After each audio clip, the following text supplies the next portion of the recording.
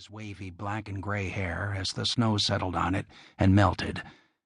He wore old jeans and an even older leather jacket. He was tall and lean. In his youth he'd been handsome, with rugged features. Cindy had always said that you couldn't be handsome without being a little immature, a little unpolished. She'd told him once that he was a man of fire, honor, ego, and stubbornness. All good things, but sometimes not in perfect proportion. Now, nearing half a century, his once young face had grown more weathered. It was the face of a northern man, an outdoorsman, burnt by sun even in the cold months, and hardened and dried by the lake wind. The lines in his forehead had deepened, like canyons. His chin usually needed a shave. His dark eyes, pirate eyes, Cindy called them, carried more wisdom, but also more of the weight of the world. The women who knew him still called him handsome. Stride picked his way through the rows of tombs, hearing fallen pine cones crack under his boots. In the middle of the cemetery, he found a well-worn dirt path used by hearses to access the graves. Even the dead needed a way in, if not a way out. Standing on the road, he remembered the layout of the headstones and knew where he was going now. His mother was buried 50 yards away, below a flat stone on the earth. The one other time he'd been here, Cindy had held his hand as she cried. He hadn't shed any tears himself. He walked more quickly, leaving footprints on the spongy ground. But he stopped when his flashlight shined on two gleaming pink eyes. It was a white rat, glaring fiercely at him. He kicked the snow with the heel of his boot, and the rodent switched its tail and ran. Where the rat had hunkered down, he saw the pieces of a gravestone that had been vandalized, as if by repeated blows from a heavy hammer. Broken stone, dusted by snow, littered the grass. Only a fragment of the original headstone remained in place. He could make out the last name, Black. Below the name, he saw the year of the person's death, which was 4 years earlier.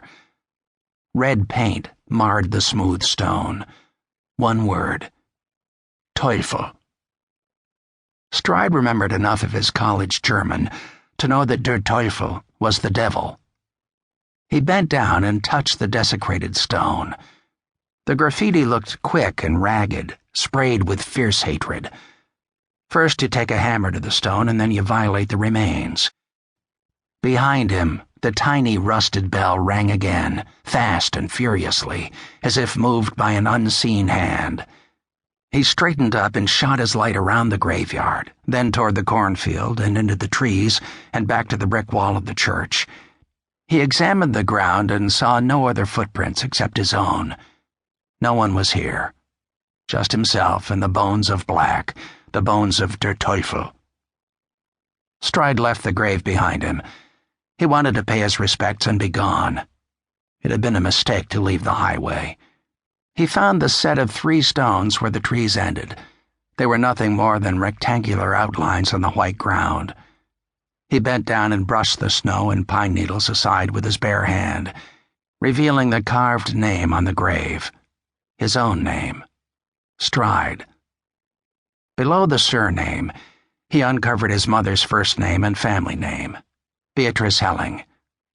There was an empty space beside her where a couple could spend eternity together, but his father had never joined her there. Not long after they had purchased the family plot, a freak wave pitched him off the side of an oarboat into Lake Superior. His body was never found. Stride cleared the 2 graves beside his mother, which belonged to her parents, Louis and Greta Helling.